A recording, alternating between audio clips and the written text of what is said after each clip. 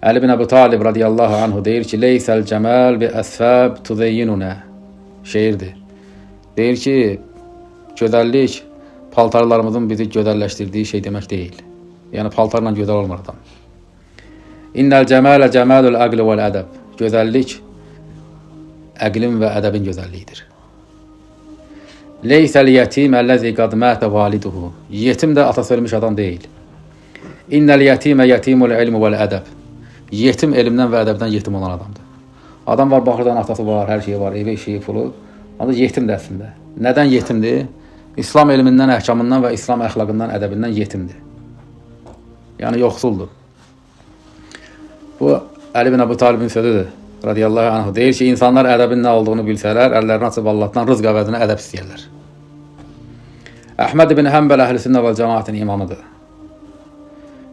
İbn Mufli Ədəb-i Şəriyə kitabında rəvayət edir. Deyir ki, Kənə yəctəmiyu fi məclisil İmam Əhməd zuhəun alə xamsətə əlafin əv yəzidun. Deyir ki, İmam Əhmədin məclisində, elm məclisində, zikir məclisində, Bağdadda 5000 və 5000-dən yuxarı adam olurdu. Əhməd ibn Həmbəl hədis danışırdı insanlara və dərsdə iştirak edənlər 5000 və 5000-dən çox insan olurdu.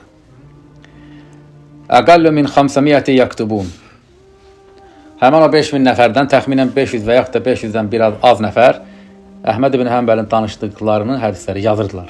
Alimlər, elm tələbələri dünyanın müxtəlif yerlərindən gəlirdilər. Misal üçün, o dövrdə o fəzilətli zamanda yaşayan elm adamları bir məclis edirlər Küfədə, Bəsrədə, Bağdadda, Şamda. Dünyanın müxtəlif yerlərindən gəlirdilər o elmi öyrənməyə, hədisi eşitməyə, yazmağa.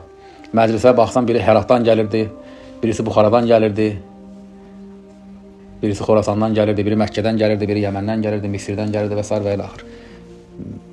Yüzlərlə kilometr, minlərlə kilometr yolu gəlirdilər ki, Bağdada Əhməd ibn Həmbəlin məclisində iştirak etsinlər. Elmdən nəyəsə yazsınlar.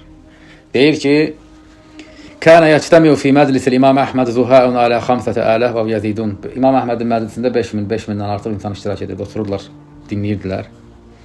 Və təxminən 500 nəfər və yaxud da biraz az insan yazırdı. Alimlər, elm tələbələri İmam Əhmədin ağzından çıxan hədisləri yazırdılar.